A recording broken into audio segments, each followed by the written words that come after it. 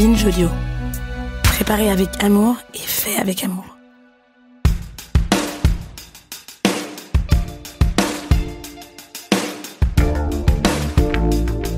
On a coutume de dire, un peu vite, qu'Emmanuel Macron fut, avec son élection en 2017 à la présidence de la République, celui qui a fait voler en éclats les vieilles chapelles politiques, ringardisant la droite et la gauche. C'est oublier que l'une comme l'autre n'ont pas eu besoin de lui pour se ringardiser, voire pour s'autodétruire. Et à droite, l'un de ceux qui ont appuyé sur le bouton rouge s'appelle François Fillon. Qui imagine un seul instant le général de Gaulle mis en examen ? Il n'y a qu'une seule chose qui m'empêcherait d'être candidat, c'est si j'étais mis en examen. Mon examen de conscience, je l'ai fait. Je le dis aux Français qui nous regardent ce soir, j'irai jusqu'au bout. C'est ironique, quand on regarde le parcours de François Fillon, de se dire que l'un des fossoyeurs du mouvement gaulliste traditionnel en est l'un des plus purs produits. Car François Fillon, avant d'être emporté par le Penelope Gate et la désastreuse campagne présidentielle de 2017, dont son camp ne s'est jamais vraiment relevé, fut l'un des enfants chéris de la droite victorieuse, celle des années 90-2000, qui parvint à détrôner le PS et à remettre la main sur le pays avant de s'y brûler les doigts. Ce parcours, qui s'est terminé devant la justice, on va le retracer dans cet épisode. Je suis Thomas Rozek et vous écoutez Programme B.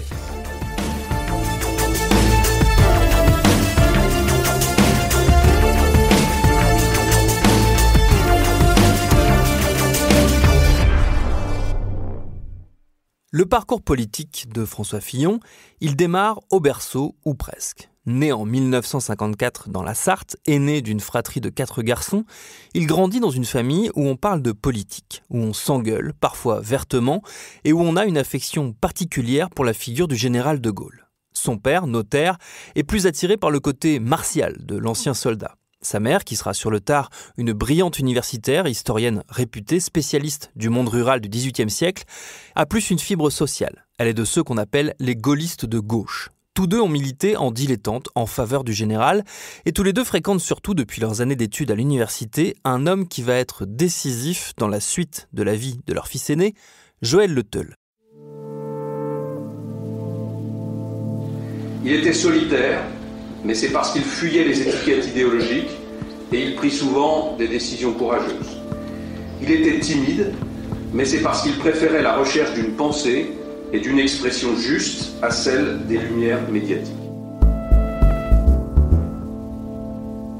Alors son nom est surtout connu aujourd'hui des amateurs d'histoire politique, mais Joël Le Teul a eu une carrière très riche. Élu à 28 ans, député gaulliste dans la Sarthe, historiquement un fief socialiste, il se fait remarquer à l'Assemblée nationale en tant que spécialiste des questions de défense. Il installe son statut de notable local en gagnant la mairie de Sablé-sur-Sarthe, sa ville natale, et il finit par accéder au Graal, une place au gouvernement en 1968. D'abord il passe aux Outre-mer, puis au bien plus délicat poste de secrétaire d'État à l'information. C'est Joël Le Teul qui sera chargé de mettre au pas la télé et la radio d'État, l'ORTF, dans la foulée de mai 68, les gaullistes trouvant que les journalistes étaient un peu trop proches des manifestants. Au sein du gouvernement, il côtoie les barons de la droite et les jeunes loups pressés de passer au premier plan. Parmi eux, un certain Jacques Chirac, secrétaire d'État comme lui, mais chargé des finances. Chirac n'a pas beaucoup d'affection pour Le Teul, encore moins lorsque survient l'affaire Markovitch. En 1972, invité chez ses amis les Fillon, Le Teul se tourne vers le fils aîné François, tout juste bachelier après des années de lycée un peu compliquées.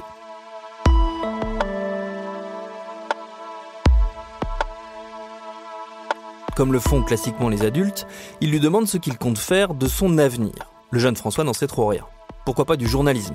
Le Teul lui dégote aussitôt un stage à l'agence France-Presse. Le métier ne l'intéresse finalement pas tant que ça, alors il se concentre sur ses études de droit. Mais la relation avec Le Teul, elle, se poursuit. En 1976, voilà Le Teul qui cherche un assistant parlementaire. Il sonde François Fillon, il lui demande si dans ses camarades de fac, il n'aurait pas des gens que ça intéresserait. Ça tombe bien, Fillon lui-même est tenté par l'expérience et propose ses services. Le début d'une carrière politique qui va durer 40 ans.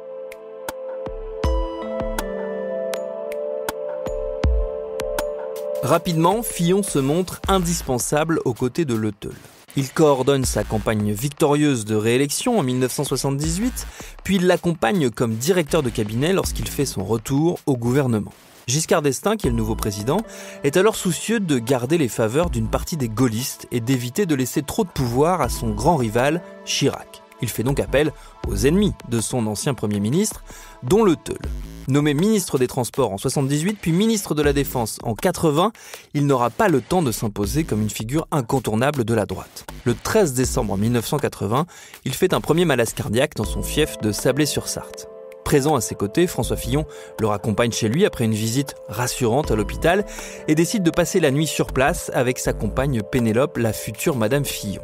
En pleine nuit, ils sont réveillés par Le Theul qui fait un nouveau malaise. Fillon le conduit aux urgences, mais hélas, celui qui était son mentor décède à peine arrivé. Il avait tout juste 50 ans. Le monde politique est consterné après la mort subite hier soir du ministre de la Défense, Joël Le Theul. Il avait 50 ans, il est mort d'une crise cardiaque. Les obsèques de Joël Le Theul auront lieu mardi après-midi à Sablé-sur-Sarthe. Robert Gallet, ministre de la Coopération, assure l'intérim du ministère de la Défense. François Fillon, lui, n'a que 26 ans, mais ses années passées aux côtés de Le Theul lui ont conféré le statut de dauphin. Poussé par la famille de son défunt mentor, il endosse le rôle de candidat à ses mandats vacants. Investi par le RPR, le nouveau nom donné au parti gaulliste, il rafle un à un tous les postes, dont le siège de député de la Sarthe en juin 81. Mais entre la mort de Le Theul puis celle de son frère cadet, Arnaud, disparu quelques mois plus tôt dans un accident de voiture, la victoire a un drôle de goût selon l'aveu du principal intéressé.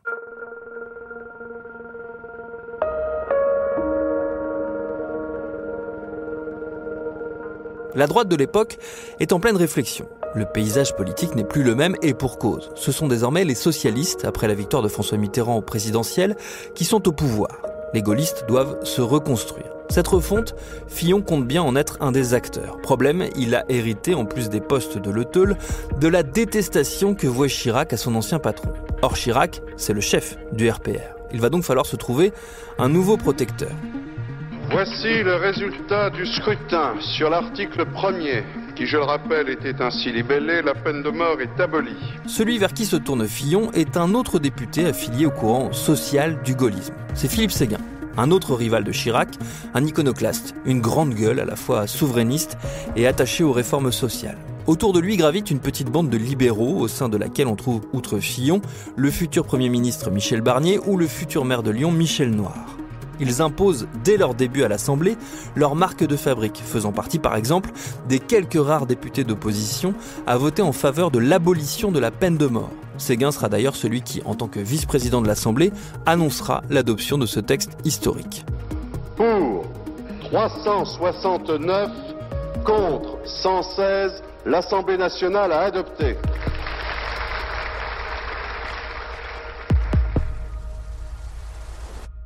Bon, n'allez pas croire pour autant que Fillon est un ardent défenseur du progrès. Non.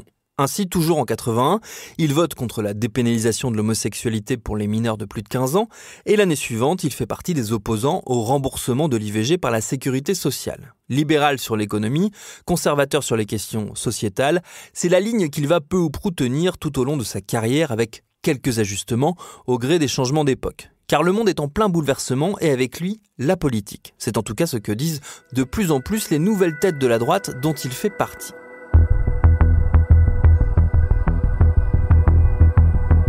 En 1988, cette jeune génération pense que son heure est venue. La droite vient une nouvelle fois d'essuyer une lourde désillusion. Elle a été battue au présidentiel par François Mitterrand alors qu'elle sortait de 2 ans de cohabitation.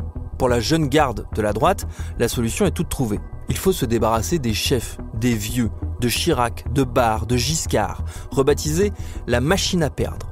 Une douzaine de parlementaires du RPR et de l'UDF, le parti centriste, se rassemblent et se font appeler, eux, les rénovateurs. Outre Fillon et ses habituels comparses, Michel Noir, Michel Barnier et Philippe Séguin, on y retrouve François Bayrou, Charles Millon, qui finira à l'extrême droite, ou Philippe de Villiers, qui fera pareil.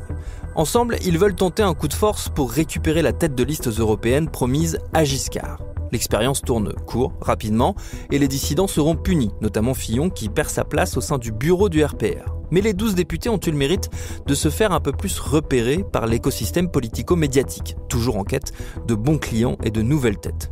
Et 4 ans plus tard, quand vient le temps de la seconde cohabitation, on va retrouver pas mal d'entre eux au sein du gouvernement monté par Édouard Balladur.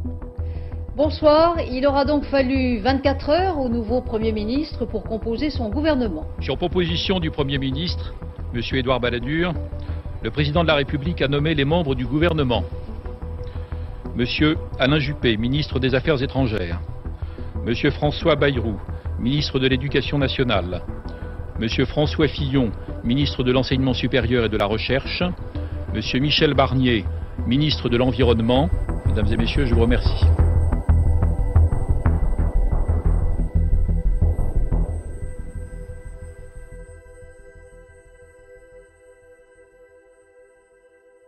François Fillon a 39 ans et il n'est pas le Benjamin du gouvernement. Un collègue plus jeune d'1 an lui dispute ce rôle, un certain Nicolas Sarkozy, un Chiracien, l'un des grands espoirs de la droite. Un concurrent, donc, pour Fillon, qui lui se rapproche de plus en plus de son Premier ministre, Édouard Balladur. C'est son nouveau mentor, puisque Séguin a perdu des plumes dans la bataille contre le traité européen de Maastricht. Rangeant un peu son souverainisme au placard, Fillon se rapproche de l'aile pro-européenne dont il critiquait jusque-là les positions et se fond dans leur libéralisme économique débridé. Au point que lorsqu'arrive la présidentielle de 95, promise encore à la droite, il fait un choix radical. Alors que Séguin, lui, choisit de soutenir Chirac, candidat déclaré depuis des années au poste, Fillon fait le pari de la candidature dissidente de Balladur, avec le succès que l'on sait. Tout démontre que les Français l'ont décidé. C'est M. Jospin et M. Chirac qui seront présents au... Je vous demande de vous arrêter. Je vous demande de vous arrêter.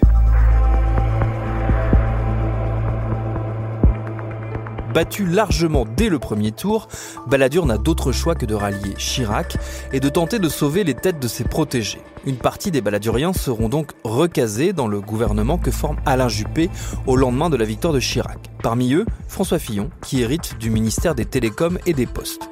Fillon a depuis bien refait le storytelling de son passage au ministère, de sa passion ancienne pour l'informatique, de son action en faveur de l'ouverture du marché des télécommunications et donc de l'implantation d'Internet en France. Au passage, il oublie souvent de mentionner les conséquences de son action pour défaire le monopole public de France Télécom, le futur Orange, qui était alors détenu par l'État. Une période d'une grande brutalité pour les salariés de l'entreprise, dont on peut dire aujourd'hui que la vague de suicides qui a frappé l'opérateur au début des années 2000 est en partie liée aux décisions qui ont été prises sous le ministère de Fillon. Un ministère qu'il va quitter lors de la désastreuse dissolution de 1997, retrouvant son siège de député et les affaires internes d'un RPR plus que jamais en ébullition, ballotté entre les échecs électoraux et les affaires financières. C'est à Philippe Séguin que revient la lourde tâche d'essayer de mettre le parti en ordre de marche pour les prochaines échéances. Il tiendra 2 ans avant de claquer la porte en 99. Une crise de succession, ni la première ni la dernière d'ailleurs, secoue le RPR. Et Fillon, l'éternel second, décide de tenter sa chance. Nicolas Sarkozy se prépare à traverser des semaines difficiles. Il n'est pas encore officiellement candidat, mais la bataille pour la présidence du RPR s'annonce rude. Et le calendrier s'accélère. Il y a 2 jours, François Fillon, un proche de Philippe Séguin, annonçait sa candidature. Il y a aujourd'hui plusieurs lignes politiques qui s'affrontent. Je crois que nous devons faire trancher cette question par les militants et la seule façon de la faire trancher, c'est l'élection du président.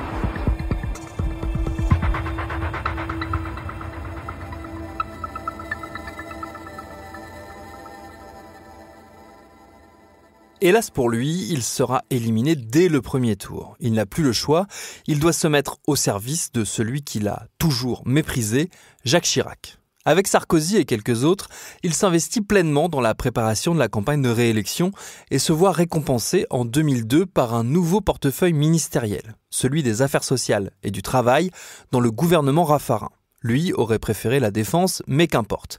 Il met tout de suite en branle une réforme des retraites qui va lui valoir de très larges manifestations et qui vient confirmer son image de pur libéral, plus intéressé par la bonne santé de l'économie que par celle des travailleurs. Une image qui ne change pas beaucoup lorsqu'il passe au ministère de l'Éducation nationale en 2004, où il marque surtout par une réforme du bac qui, là encore, lui attire pas mal de mécontentement.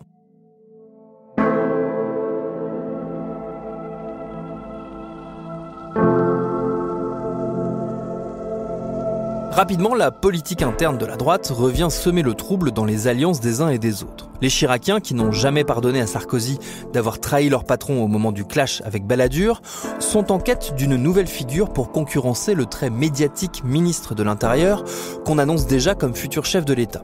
Et leur choix se porte sur Fillon, qu'ils tentent de pousser en première ligne pour en faire une alternative. Mais la manœuvre est un peu grossière. Fillon lui-même, spécialiste des alliances surprises, choisit de se ranger derrière Sarkozy pour la plus grande fureur du premier cercle de Chirac, Dominique de Villepin en tête. Nicolas, tu avais raison de dire qu'on n'emmène pas un grand peuple vers son destin en moquant ses valeurs. Alors quand ce dernier est nommé Premier ministre en 2005, il en profite pour régler ses comptes et pour virer Fillon du gouvernement. Ils ont fait de moi le directeur de campagne de Sarkozy. C'est ce qu'il dira à l'époque à Raphaël Baquet du journal Le Monde. Un directeur de campagne qui n'en est pas vraiment un, puisque le rôle revient à Claude Guéant, mais Fillon n'en est pas moins l'un des artisans majeurs de la campagne de 2007 de Sarkozy, auquel il dédie l'essentiel de son temps, ne faisant que de très brèves apparitions au Sénat, où il s'est fait élire au passage. Très vite, les choses sont claires. Si Sarkozy l'emporte, il nommera Fillon Premier ministre, et en mai 2007, c'est chose faite. Pas tout à fait président et presque encore en campagne, Nicolas Sarkozy se réenferme dans ses bureaux provisoires cet après-midi pour constituer le gouvernement grâce auquel il compte agir très vite. Il est rejoint, ce n'est un secret pour personne, par son futur Premier ministre. François Fillon le sera officiellement jeudi prochain, au lendemain de la passation de pouvoir à l'Élysée. Que dire des 5 années de Fillon à Matignon ? Déjà que ça ne démarre pas très bien, puisque dès l'été 2007, la presse se fait l'écho des difficultés du Premier ministre à imposer son autorité à son gouvernement, tant il est court-circuité en permanence par Sarkozy. Sarkozy, c'est l'hyper-président, celui qui est partout, tout le temps, et qui entend bien être le seul et unique patron. C'est d'ailleurs lui-même qui le dit à des journalistes de la presse régionale à peine 3 mois après la nomination de Fillon. Le Premier ministre est un collaborateur. Le patron, c'est moi. Alors même s'il tentera de rétro-pédaler et d'affirmer qu'il n'avait jamais voulu dire ça, le mal est fait. L'image d'un Fillon totalement vassalisé par un Sarkozy omnipotent va rester. Et elle ne va cesser de se confirmer. Les conseillers de l'Élysée, par exemple, prennent un malin plaisir à lui griller sans cesse la politesse, à annoncer avant lui des réformes à venir ou carrément à faire fuiter des éléments de ses discours avant même qu'il ne les prononce. La situation s'aggrave encore plus en 2008, lorsque le président de la République décide de monter, sans l'avertir, une sorte de conseil des ministres bis, une réunion des 7 ministres sarkozystes les plus fidèles du gouvernement, présidée par Sarkozy, sans Fillon. Ce G7 des ministres, comme on l'appelle à l'époque, amplement commenté, ne va pas durer, mais l'humiliation pour Fillon, elle, sera tenace. Ça vous a fait mal lorsqu'il vous a traité de collaborateur, franchement? Parlons-en, non, mais franchement. C'était juste une erreur d'analyse sur le fonctionnement de la Constitution. Est-ce que ça vous a fait mal? Non, ça m'a pas fait mal. Est-ce que ça vous a blessé?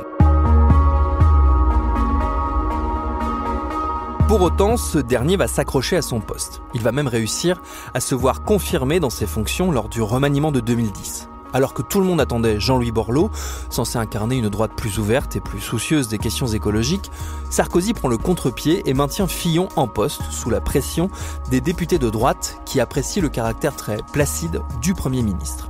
Ce soutien lui donne des idées pour la suite, car des échéances se profilent. En 2012, le parti, qui s'appelle désormais l'UMP, sera à prendre. Alors Fillon prépare ses cartes. Il annonce dès 2011 qu'il va lâcher son fief historique de la Sarthe pour venir récupérer une circonscription à Paris pour les prochaines législatives.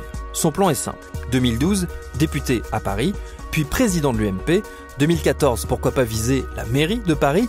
Et surtout 2017, l'Élysée. Il laisse donc Sarkozy et ses plus fidèles lieutenants aller sans lui au combat pour la présidentielle de 2012, qui se solde par un échec et par le retour de la gauche aux affaires.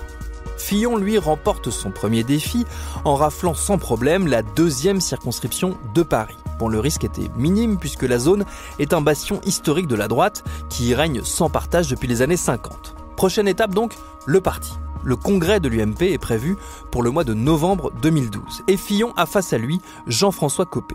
Copé incarne l'héritage de Sarkozy, la droite dite décomplexée. Entendez par là décomplexée à l'idée d'aller chasser sur les terres et les thèmes de l'extrême droite. Fillon, lui, apparaît comme le modéré, le gaulliste à l'ancienne, un peu morne mais beaucoup plus rigoureux. Un choc des cultures donc, qui va donner lieu à l'une des séquences les plus ridicules de notre histoire politique récente. La parole est à monsieur Jean-François Copé. Jean-François Copé savoure l'instant, même si une partie seulement de la droite se lève pour l'ovationner. François Fillon, lui, a boycotté la séance. Pas question d'assister au triomphe de son adversaire. Pourtant, dans la matinée, le nouveau président lui avait tendu la main.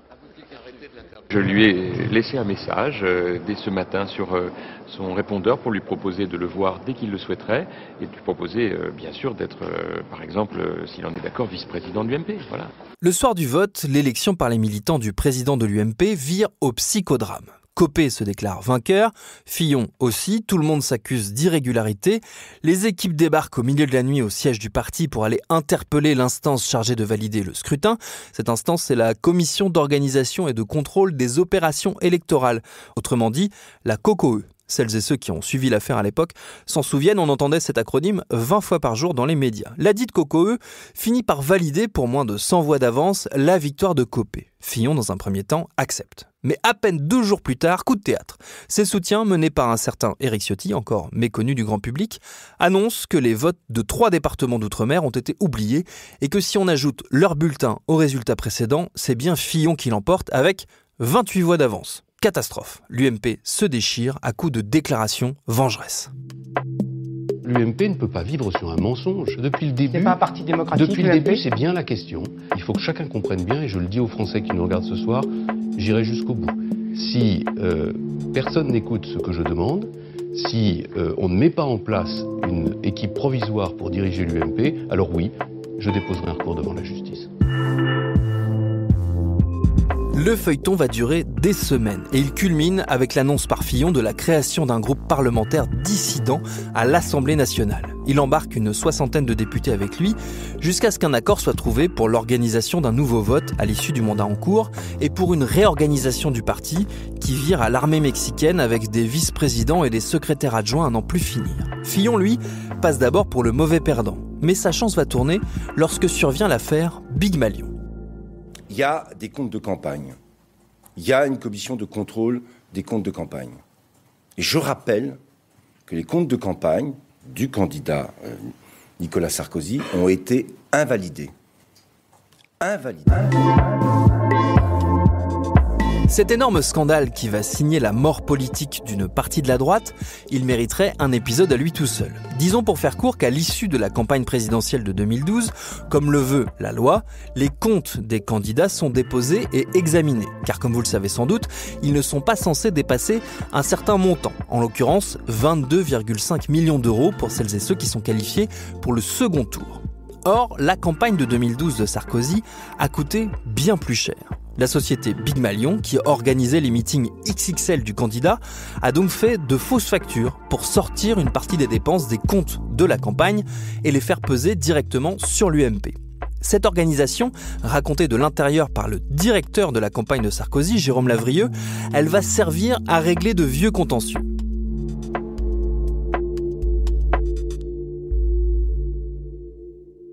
En premier lieu, celui qui opposait Fillon à Copé. Copé, dans un premier temps, a été accusé d'avoir été l'instigateur de la fraude et il doit donc démissionner de la présidence du parti.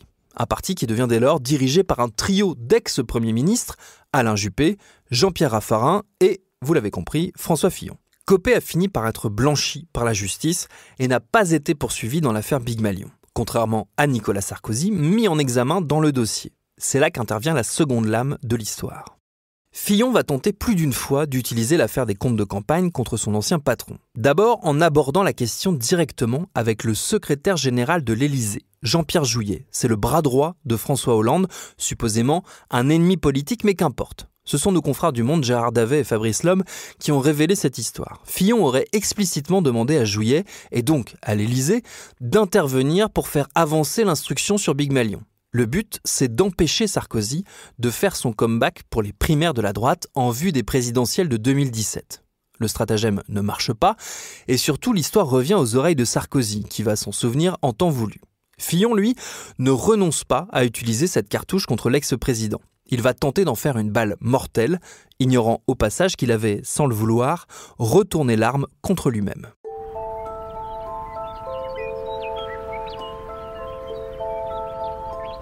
Nous sommes le 28 août 2016 à Sablé-sur-Sarthe. Il fait très beau ce jour-là et François Fillon fait sa rentrée politique. Il a convié dans son fief historique quelques-uns de ses fidèles et ses supporters.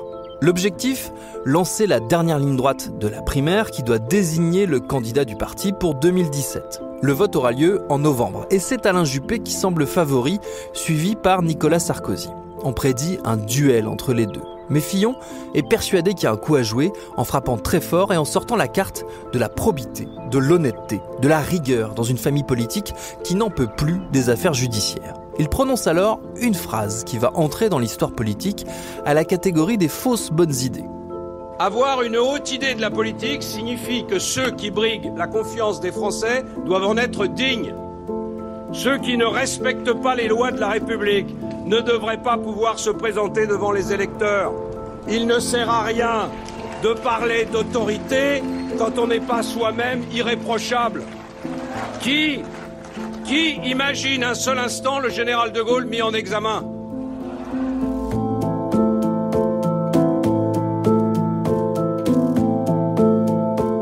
Cette tirade, elle sera reprise partout, avec en corollaire le sous-texte, à savoir le fait qu'elle est adressée directement à Nicolas Sarkozy, mis en examen, on l'a dit, dans l'affaire Big Malion, entre autres. On peut sans trop s'avancer imaginer que Fillon n'avait pas songé aux nombreuses conséquences de cette phrase qu'on n'a pas fini de lui ressortir.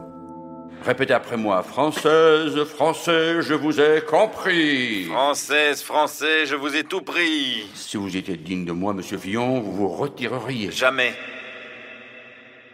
En attendant, la campagne des primaires prend un tour étonnant en sa faveur. Surfant sur son image de sérieux et de probité, il engrange les soutiens et déroule un programme qu'il veut radical économiquement, avec des coupes à tire-larigot dans les dépenses publiques et les postes de fonctionnaires. Une rengaine qui a toujours son petit succès. D'ailleurs, c'est bien lui qui sort en tête du premier tour des primaires, sortant du jeu Sarkozy et surclassant Juppé qui l'affronte et bat sans difficulté au second tour. Je félicite François Fillon pour sa large victoire. Et comme je m'y étais engagé, j'apporte dès ce soir mon soutien à François Fillon. Je lui souhaite bonne chance pour sa prochaine campagne présidentielle et la victoire en mai prochain. Ça y est, c'est fait. Et la route semble toute tracée pour l'Élysée. La fin de la présidence Hollande est catastrophique, la gauche ne parvient pas à s'entendre et part, comme d'habitude, en ordre dispersé, avec un candidat centriste issu de ses rangs, un certain Emmanuel Macron, encore méconnu, et que personne n'imagine faire autre chose que de morceler le vote modéré. Bref, c'est un boulevard. On crédite Fillon d'une avance très large au premier comme au second tour où il est assuré de battre Marine Le Pen, son adversaire potentiel. Voilà quel était le scénario jusqu'à la parution du Canard enchaîné le 25 janvier 2017. À droite, François Fillon, épinglé par le Canard enchaîné. L'hebdomadaire révèle que son épouse a été rémunérée pendant des années à ses côtés pour 5 000 € par mois environ comme attachée parlementaire. Rien d'illégal, à condition d'être certain qu'elle exerçait réellement une activité. C'est le démarrage de ce qu'on appelle le Pénélope Gate, à savoir les soupçons d'emploi fictif qui visent la femme de François Fillon, Pénélope Fillon. On reproche au candidat de la droite d'avoir fait rémunérer son épouse comme assistante parlementaire. D'abord à ses côtés quand il était député, puis aux côtés de celui qui fut son suppléant et son successeur, Marc Joulot. Un emploi que Pénélope Fillon n'aurait jamais occupé. Le journal ajoute qu'elle aurait en parallèle bénéficié d'un second emploi fictif au sein de la Revue des Deux Mondes, une vénérable publication dirigée par un ami de François Fillon, le milliardaire Marc Ladret de la Charrière. 2 emplois qui, cumulés, auraient rapporté au couple près de 900 000 €, indûment perçus donc, estime le Canard. Bonsoir François Fillon. Bonsoir. Merci d'avoir accepté notre invitation. Fillon se défend tout de suite d'avoir fait quoi que ce soit de répréhensible. Et il récuse les accusations dès le lendemain sur TF1. Une interview dont là aussi on lui ressortira souvent les extraits. Est-ce que vous vous dites ce soir que quelles que soient ces attaques, rien ne vous empêchera d'être candidat à la présidence de la République en avril et mai prochain? Il n'y a qu'une seule chose qui m'empêcherait d'être candidat, c'est si mon honneur était atteint, si j'étais mis en examen. J'ai toujours dit que je ne pourrais pas être candidat à la présidence de la République si j'avais, pas seulement un soupçon, mais s'il y avait une évidence que j'avais transgressé la loi, Ça n'est pas le cas. Tout au long du mois de février 2017, les révélations s'enchaînent. On évoque les emplois occupés par les enfants du couple, eux aussi rémunérés un temps comme assistants, et on ressort des archives, comme cette interview donnée par Pénélope Fillon en 2007 au journal britannique le Sunday Telegraph, dans laquelle elle dit très explicitement qu'elle n'est pas l'assistante de son mari. Est-ce que vous vous êtes impliqué dans ses campagnes ou sa carrière politique ?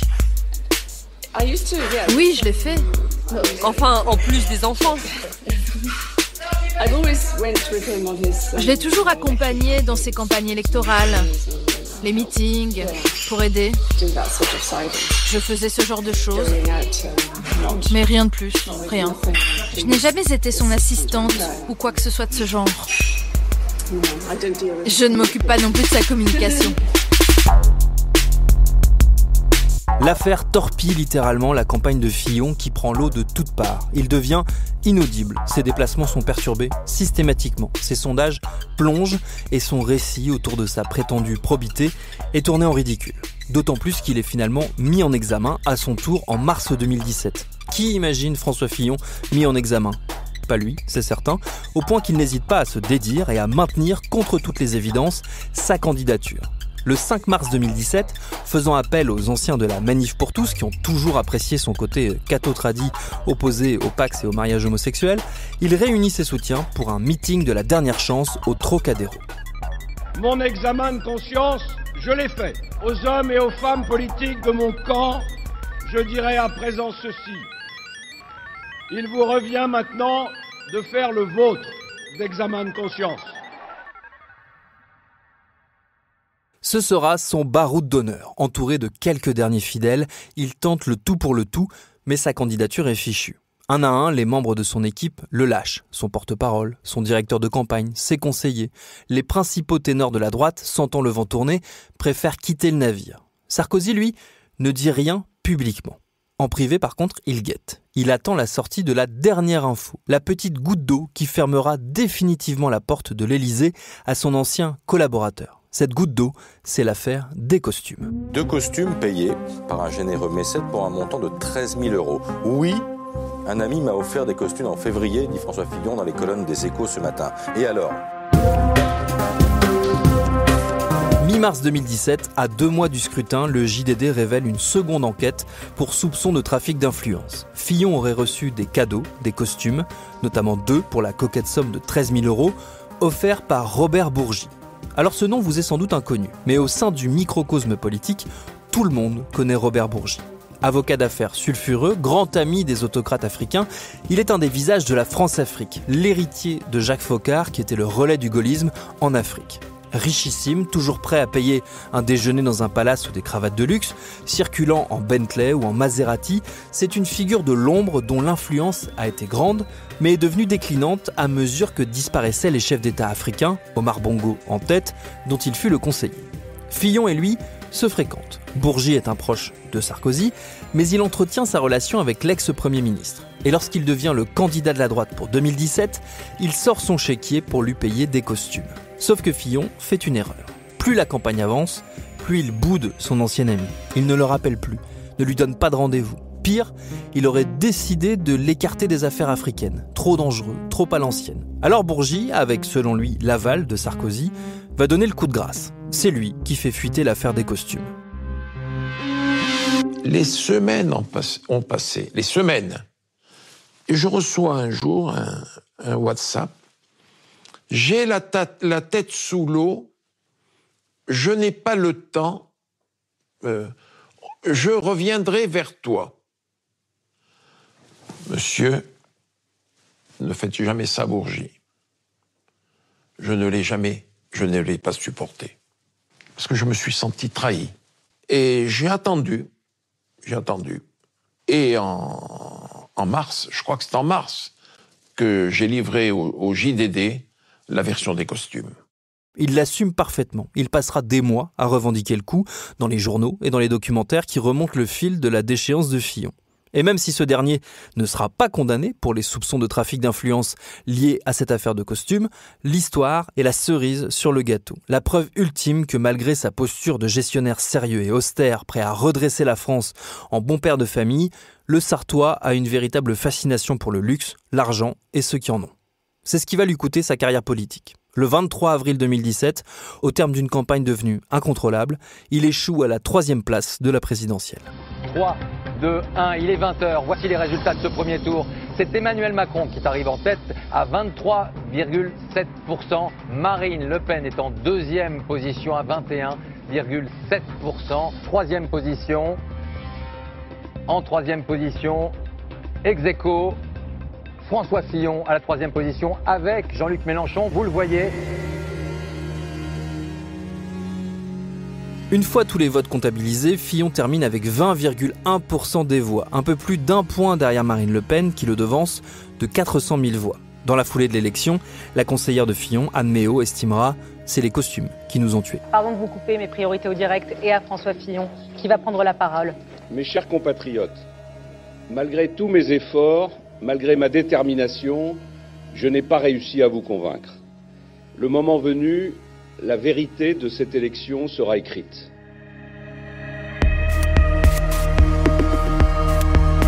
Fillon, lui, se reconvertit dans le business. À la tête d'une société de conseil, il rejoint également les conseils d'administration de plusieurs entreprises russes liées à l'exploitation pétrolière. Ça va lui valoir quelques ennuis de communication lorsqu'en 2022, la Russie envahit l'Ukraine. Il semble alors hésiter à l'idée de démissionner de ses mandats en soutien au peuple ukrainien et il explique que l'Europe a eu tort de ne pas entendre les inquiétudes russes sur la possible entrée de l'Ukraine dans l'OTAN, soit précisément le discours que tient le Kremlin. Face à la polémique et aux accusations de s'être vendu à Vladimir Poutine, Fillon finit par lâcher et démissionne. Son agenda ne s'allège pas pour autant, puisqu'il reste bien occupé d'un point de vue judiciaire. Avec son épouse et son suppléant au Parlement, Marc Joulot, également poursuivi pour détournement de fonds publics, ils entament un long parcours devant les tribunaux, fait d'appels, de pourvoi en cassation, de retour en appel, de saisie de la Cour européenne des droits de l'homme. Entamé en 2020, ce périple se termine en partie le 24 avril 2024 avec la condamnation définitive de Pénélope Fillon à 2 ans de prison avec sursis et 2 ans d'inéligibilité, et de Marc Joulot à 3 ans de prison avec sursis et 5 ans d'inéligibilité. François Fillon, lui, attendra un nouveau passage devant la cour d'appel pour se voir écoper de 4 ans de prison avec sursis, 375 000 € d'amende et 5 ans d'inéligibilité le 17 juin 2025. Il a depuis annoncé ce pourvoir, encore une fois, en cassation. Les près de 1 million d'euros que le couple doit rembourser à l'Assemblée nationale, eux, font l'objet d'un protocole qui devrait s'étaler sur 10 ans. Le fameux « rend l'argent » aura donc officiellement cessé d'être d'actualité aux alentours de 2035. François Fillon aura 81 ans.